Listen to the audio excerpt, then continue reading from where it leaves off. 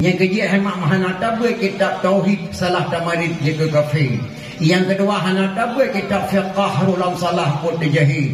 Yang kedua hana tabui kitab tasawuf roda pajuh bangki-bangki. Yang keempat hana tabui ilmu mantek kata tuh dan tika. Ulama Aceh kuat boh ilmu wajib malim maka kebunan lan nangro Aceh tuha put nyakinanya lahir tuha put. Hana nangro na doha pun jual aja. Yang pertama hana tabui kitab tauhid salah tamarid jaga kafir. Yang kedua hana tabui kitab fiqh rulam salah mutajahi. Yang kedua hana tabui kitab tasawuf roda pajuh bangki-bangki. Yang keempat hana tabui ilmu mantek kata tu radika. Orang Aceh kuat boh ilmu wajib malim maka kebunan dan negara Aceh tuha pun innallahi tuha pun kuat boh ilmu ini.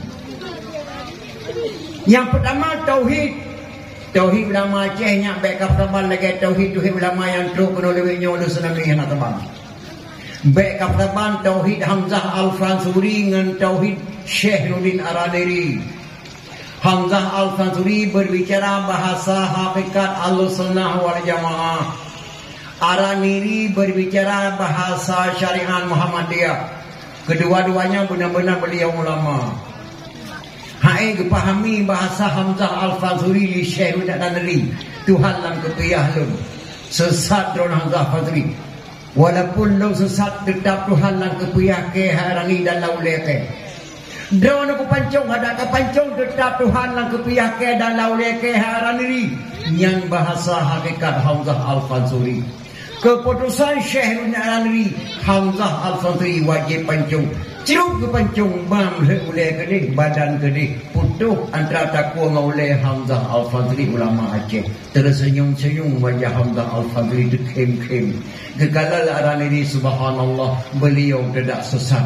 Benar-benar beliau ulama hakikat. Lun hail pahami bahasa beliau Tuhan lah uleh goinan dan tupiah goinan. Maka lun pancung beliau nyak bek sesat anak murid goinan singo maka lun pancung beliau. Tengah dekem-kem Hamzah Al-Fansuri nya gebedah badan Hamzah Al-Fansuri gejak oleh dro gejak me kedeh kubu.